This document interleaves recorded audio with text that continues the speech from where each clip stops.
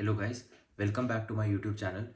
सो काफ़ी टाइम से मैं सोच रहा था कि मैं एक वीडियो बनाऊं रेट्रोग्रेशन के कॉन्सेप्ट पे और साढ़े साथी के कॉन्सेप्ट पे कि how can you use retrogression in your साढ़े साथी, ताकि आपका जो साढ़े साथी का जो समय है वो थोड़ा इजी जाए और वो थोड़ा स्ट्रेस फ्री होकर जाए। साढ़े साथी के टाइम पे लोग बहुत ज़्यादा भयभीत होते हैं, बहुत ज़्यादा भय लगा रहता है, लोगों को डर लगा रहता है कि ये क्या हो जाएगा मेरे साथ या क्या नहीं हो जाएगा मेरे साथ। तो उस टाइम वो बहुत अलग अलग टाइप की रेमेडीज़ करते हैं, दान करते हैं, पुण्य करते हैं, जो कि अच्छी बात है, करना चाहिए। बट जितना मैंने एक्सपीरियंस किया है एस्ट्रोलॉजी और मैंने काफ़ी लोगों से इस बारे में बात भी की है कि जो प्रैक्टिकल रेमेडीज़ होती है, बड़े बड़े एस्ट्रोलॉजर्स काफ़ी काफ़ी टाइम पे आपको कार्मिक रेमेडीज सजेस्ट करते हैं रादर देन जो एंशंट रेमेडीज़ है। वो एंशंट रेमेडीज़ तो ऑफकोर्स काम करती है बिकॉज वो एनर्जी के ऊपर बेस्ड होती है, बट कार्मिक रेमेडीज़ जो होती है वो आप कर्म के थ्रू करते हो। तो कार्मिक रेमेडीज भी काफ़ी ज़्यादा इफेक्टिव होती है, और specially during the point of 7.5 years as Saturn is the karaka for karma. अगर आप कार्मिक रेमेडीज को कुछ हद तक with the mixture of the ancient remedies अगर आप फॉलो करोगे तो वो पीरियड काफ़ी ज़्यादा ईजी हो जाता है। जैसे हम सब जानते हैं कि साढ़े साथी का जो फेज़ होता है वो एक टेस्टिंग फेज़ होता है आपकी लाइफ में, जहाँ पर आपके काफ़ी सारे टेस्ट्स होते हैं। तो रेट्रोग्रेशन का जो ये कॉन्सेप्ट है ये आपको वो समझाने की कोशिश करता है कि वो टेस्ट का जो पीरियड है वो कब कब और कैसे कैसे आएगा। तो इस वीडियो को मैंने बेसिकली सिर्फ दो पार्ट में डिवाइड किया है। पहले हम सैटर्न को समझेंगे और फिर हम रेट्रोग्रेशन को समझेंगे। एक बार हम जिस तरीके से सैटर्न को बेसिक समझ लेंगे, रेट्रोग्रेशन को समझ लिया, और फिर हम सिर्फ दोनों को मिक्स करके समझेंगे कि इसको अमालगमेट करके वो 7.5 साल का जो पीरियड है उसको हम ईजी कैसे बनाएं।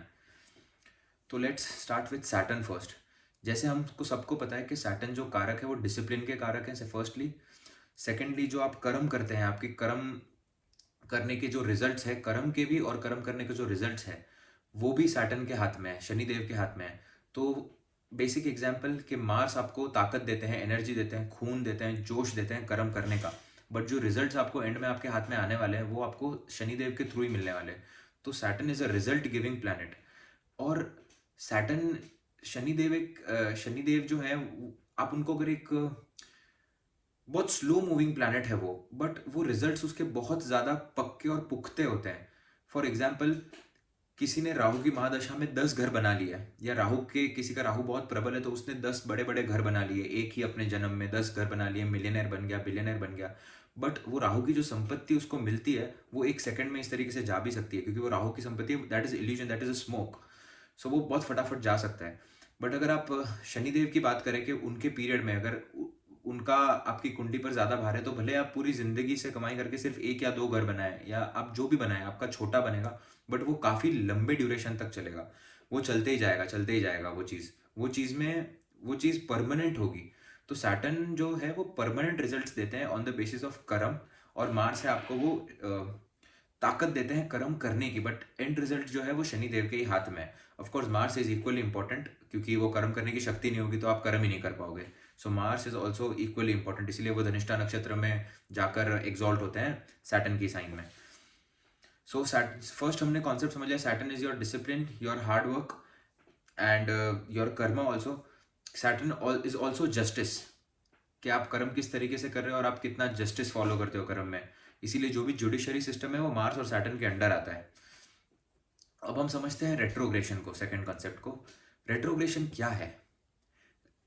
लोग ऐसे, मैंने ये कॉन्सेप्ट बाहर भी सुने और काफ़ी सारे इस पे यूट्यूब वीडियो भी देखे हैं, बट ये कंप्लीटली यूजलेस कॉन्सेप्ट है कि रेट्रोग्रेशन, अगर प्लैनेट डेबिलिटेट होकर रेट्रोग्रेड हो गया तो वो एक्सॉल्टेड रिजल्ट्स देने लग जाएगा, या फिर एक्सॉल्टेड होकर रेट्रोग्रेड हो गया तो वो डेबिलिटेटेड रिजल्ट्स देने लग जाएगा, या वाइस वर्सा। ऐसा कुछ भी नहीं होता है। रेट्रोग्रेशन का सिंपल मतलब सिर्फ इतना सा है कि वो, उसका मतलब है इंट्रोस्पेक्शन।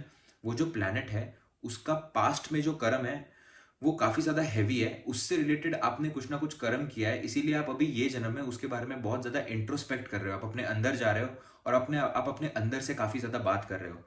रेट्रोग्रेशन में कुछ चीज़ें अच्छी है और कुछ चीज़ें खराब है, पॉजिटिव और नेगेटिव्स है। यहाँ पर मैं पहले नेगेटिव्स की बात करना चाहूँगा, बिकॉज ज्योतिष है ही, इसीलिए ज्योतिष का मतलब ही है कि जीवन में ज्योत लाना, तो नेगेटिव चीज़ों को हटाना। पॉजिटिव्स तो हमें पता ही होता है कि हमारे पॉजिटिव्स क्या है, और वो दुनिया भी हमें बता देती है। दुनिया भी नहीं बताती तो हमें कॉन्फिडेंस होता है वो चीज़ पे, क्योंकि वो इंटरनली आता है। तो रेट्रोग्रेशन में जो नेगेटिव्स है, वो फर्स्ट नेगेटिव ये है कि आप इंट्रोस्पेक्शन में इतने ज़्यादा चले जाते हो अपने अंदर कि आप एक्शन लेने में बहुत ज़्यादा देरी कर लेते हो। तो इसीलिए रेट्रोग्रेड प्लैनेट्स वाले जो लोग होते हैं उनके काम देरी से होते हैं ऐसे, इसका मतलब ये नहीं कि वो आकाश में स्लो चल रहा है या उल्टा चल रहा है, इसीलिए आपके काम देरी से हो रहे हैं, नहीं। ये क्योंकि आपके कर्म करने की जो क्षमता है, आप बहुत ज़्यादा इंट्रोस्पेक्शन करने लगे हो, तो आप पहले कोई चीज़ को एक्शन लेने से पहले बहुत ज़्यादा सोचते हो, बहुत ज़्यादा उस पे एनालिसिस करते हो और आप कर्म नहीं कर पाते, उस वजह से आप कर्म में लेट हो जाते हो।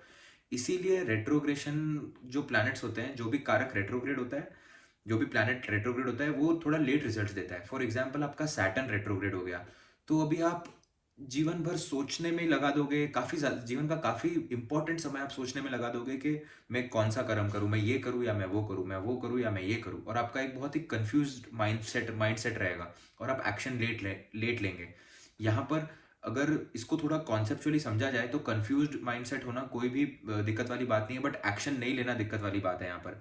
तो मैं एक ही चीज़ें सजेस्ट करूंगा बेसिक रेट्रोग्रेशन में, कि अगर आपका कोई भी प्लैनेट रेट्रोग्रेड है तो आप एक्शन फास्ट फास्ट लीजिए। अगर आप एक्शन लेते जाएंगे तो उस रेट्रोग्रेशन का जो इफेक्ट है वो आपको इतना महसूस नहीं होगा, क्योंकि आप इंट्रोस्पेक्ट करेंगे, आप एक्शन लेंगे, आप इंट्रोस्पेक्ट करेंगे, आप एक्शन लेंगे। आप ऐसे रूल बना सकते हैं कि मैं इंट्रोस्पेक्ट करूंगा और फिर मैं वो इंट्रोस्पेक्शन के बेसिस पे नेक्स्ट सिर्फ एक्शन लूंगा। तो फर्स्ट थिंग जो है कि वो इसीलिए इंसान को स्लो कर देता है, क्योंकि इंसान बहुत ज़्यादा इंट्रोस्पेक्शन में चला जाता है, अपने अंदर झांकने की बहुत ज़्यादा कोशिश करता है। सेकेंड यहाँ पर नेगेटिव ये है कि अगर इंसान बहुत ज़्यादा इंट्रोस्पेक्शन करे कोई भी चीज़ पे, तो फिर उसको काम करने का जो मतलब होता है, वो काम उसको ऐसे लगता है कि मुझे तो इसके बारे में काफ़ी कुछ ज़्यादा पता है अभी, तो ये काम मेरे लिए बहुत ज़्यादा ईजी हो गया, ऐसे वो सोचता है अपने मन में कि या मैंने इसके बारे में इतना इंट्रोस्पेक्ट कर लिया, मैंने इसके बारे में इतना रिसर्च कर लिया, तो वो एक काम लंबे समय तक नहीं कर पाता, तो वो काफ़ी सारे काम करता है। इसका मतलब ये है। तो रेट्रोग्रेशन के अंदर ये दो ही कॉन्सेप्ट है, एक तो एक्शन नहीं ले पाना, और अगर एक्शन लिया तो भी काफ़ी चीज़ें बदलना। अब जहाँ तक मैं समझ पाता हूँ कि चीज़ें बदलना, इसमें कोई भी प्रॉब्लम नहीं है, अनलेस एंड अनटिल आप वो चीज़ को कर रहे हो और प्रॉपरली कर रहे हो और उसका जस्टिफाइड रीज़न है। तो यहाँ पर प्लैनेट रेट्रोग्रेड होकर काफ़ी काफ़ी बार देखा गया है कि वो अच्छे रिजल्ट्स भी देता है आपको। जिनका गुरु आपको रेट्रोग्रेड मिलेगा, जुपिटर रेट्रोग्रेड, ऐसे आपको बहुत अच्छे टीचर्स मिलेंगे लाइफ में, चाहे उन्होंने नेम फेम ना हासिल किया हो सकता है, बट उनके कॉन्सेप्ट्स इतने क्लियर होंगे कुछ चीज़ों को लेकर, क्योंकि उन्होंने इतना ज़्यादा इंट्रोस्पेक्ट कर चुके हैं वो पर्टिकुलर सब्जेक्ट पे। तो ये रिसर्चर्स बहुत ज़्यादा अच्छे होते हैं रेट्रोग्रेड वाले, रेट्रोग्रेड प्लैनेट्स वाले।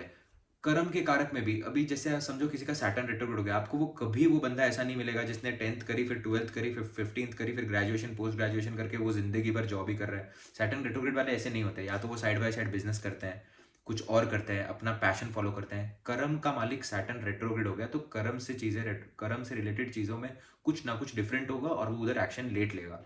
जुपिटर की चीज़ों में भी सेम चीज़ है, वैसी चीज़ें उनको लेट मिलेंगी, लेट रिलेटेड टू जुपिटर।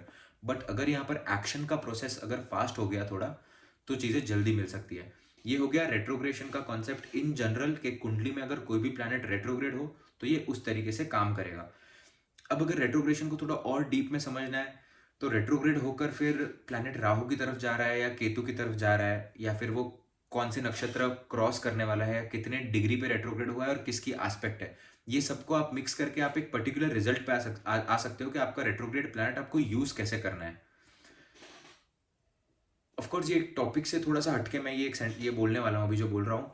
तो एस्ट्रोलॉजी आपको ये नहीं सिखाएगी कि आपको आपको फ्यूचर चेंज नहीं कर सकती आपका, वो आपके जो बेसिक अगर आपके कर्म लिखे हैं वो आपके साथ होने ही वाला है। अगर आपको कोई भी एस्ट्रोलॉजर आकर अगर कल ऐसे बोलता है कि आपका ये मैं चेंज कर दूंगा, ये वो चेंज कर दूंगा, कुछ नहीं हो सकता वैसे। इट्स यूजलेस, इट्स इम्पॉसिबल, कुछ भी चेंज नहीं हो सकता है। बट आपको कर्म किस तरीके से करना है और किस तरीके से वो फलित होगा और किस समय पे किस तरीके से रहना है, ताकि आपने जो पास्ट में गलतियां की वो आप फिर से फ्यूचर में ना करो। एस्ट्रोलॉजी उसके लिए, ज्योतिष, ज्योत लाने वाला, अपने जीवन में ज्योत लाने वाला, जीवन में लाइट लाइट लाने वाला। सो आगे आते हैं फिर से कॉन्सेप्ट पे कि रेट्रोग्रेशन को कैसे यूज करें साढ़े साथी के टाइम पे। अब इसका मैं एक बेसिक एग्जांपल दे सकता हूँ कि ये किस तरीके से काम करता है ड्यूरिंग साढ़े साथी। तो जैसे मैंने आपको पहले बताया कि जो कर्म होते हैं, वो यहाँ पर इंसान की एक बहुत बड़ी गलती होती है कि वो जो इंसान को ऐसे लगता है कि कुंडली जो है, ऑफ कोर्स कुंडली आपका जो पिछले जन्म में आपने जो भी कर्म किए हैं उसका एक डॉक्यूमेंट है कुंडली, बट आप इस जन्म में जो कर्म कर रहे हो अभी के टाइम पे, कर्म बहुत इंपॉर्टेंट है। फॉर एग्जाम्पल आपने कभी किसी का अभी कुछ अच्छा किया, तो वो अच्छा भी इस बार कुंडली में वो प्लैनेट के कारक तत्व में ज्वाइंट होते जा रहा है, और आप बुरा कर रहे हो तो वो भी ज्वाइंट होते जा रहा है, बट वो हॉरोस्कोप में अभी दिख नहीं रहा है, क्योंकि आप इस बार के कर्म अभी आपके ज्वाइंट होते जा रहे हैं, बट अब वो दिख नहीं रहे हैं। So it is like you are just keeping the money in the bank. आप पैसा डालते जा रहे हो बैंक में, बस वो प्रॉब्लम ये है कि वो दिख नहीं रहा है इस बार कि वो बढ़ रहा है, क्योंकि वो है नहीं जिसकी वजह से आप अभी के कर्म काउंट कर सको, बट आपके दिमाग में रहता है वो कि आपने क्या अच्छा किया है क्या बुरा किया है। ठीक है, तो जैसे पहले मैंने सैटर्न को इंट्रोड्यूस करते टाइम, शनिदेव को, साढ़े साथी को इंट्रोड्यूस करते टाइम बताया था कि साढ़े साथी is the phase of testing. तो आपकी साढ़े साथी के टाइम पे जब भी प्लैनेट रेट्रोग्रेड होगा, मतलब जब भी प्लैनेट रेट्रोग्रेशन के मूवमेंट में शुरू होगा, तब आपके सिर पे से आपको ऐसे लगेगा कि बाहर धीरे धीरे कम हो रहा है। आपको ऐसे लगेगा कि आपकी रिस्पॉन्सिबिलिटीज कम हो रही है, क्योंकि सैटर्न वो टाइम पे टेस्ट देते हैं और अपनी रिस्पॉन्सिबिलिटी का अंदाजा करवाएंगे कि आपकी रिस्पॉन्सिबिलिटी है। बट जैसे ही वो सैटर्न रेट्रोग्रेड होगा तब आपको ऐसे लगेगा कि आपकी रिस्पॉन्सिबिलिटी कम हो रही है। एट द सेम टाइम वो टाइम पे आपकी टेस्टिंग होगी, रियल टेस्टिंग होगी। बाय गिविंग का एक बेसिक एग्जांपल दे सकता हूँ। ये एक, मैं बता नहीं सकता नाम, बट ये एक पर्सनल एक्सपीरियंस है, ये मेरे कंसल्टेशन और एक पर्सनल एक्सपीरियंस से ये चीज़ पता चली और वो किस तरीके से वो काम हुआ। मैं आपको एक बेसिक स्ट्रक्चर बता सकता हूँ कि ये किससे का, जिससे आपको ये कॉन्सेप्ट कंप्लीटली क्लियर हो जाएगा।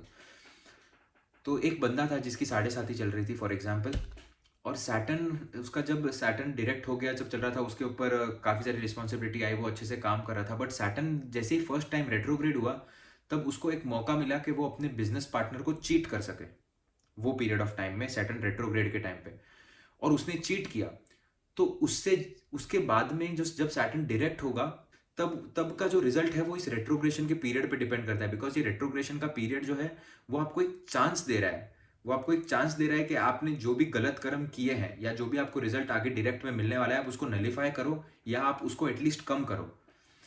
तो ये कॉन्सेप्ट ये है कि जब भी सैटर्न आपके साढ़े साथी में रेट्रोग्रेड होगा, तब आपको गलत चीज़ें करने की काफ़ी ज़्यादा अपॉर्चुनिटी मिलेगी। आपको चीटिंग करने की अपॉर्चुनिटी मिल सकती है, आपको किसी को हरास करने की अपॉर्चुनिटी मिल सकती है। बट अगर उस टाइम पे अगर आपने वो कर्म कर लिया, आप वो अगर फिर से माया जाल में फंस गए, तो फिर जब सैटर्न डायरेक्ट होगा तब उसका आपको ट्रिपल या 4 टाइम्स या 5 टाइम्स उसका बैड इफेक्ट मिलेगा, क्योंकि वो आपका टेस्टिंग फेज होता है।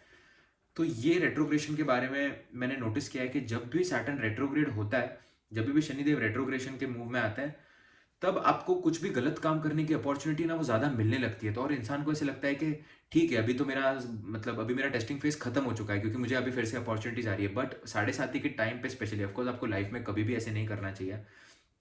तो वो स्पेसिफिक पीरियड के टाइम पे कर्म से रिलेटेड जब भी सैटर्न रेट्रोग्रेड होते हैं, तब आपको एटलीस्ट तब आपको ध्यान रखना है, आप किसी का पैसा ना खाएं, आप कभी किसी को चीट नहीं करें, अपने पार्टनर को चीट नहीं करें, कोई भी ऐसा गलत काम नहीं करें, ताकि जब सैटर्न डायरेक्ट हो उसका भार आप पे बहुत ज़्यादा बढ़ जाए।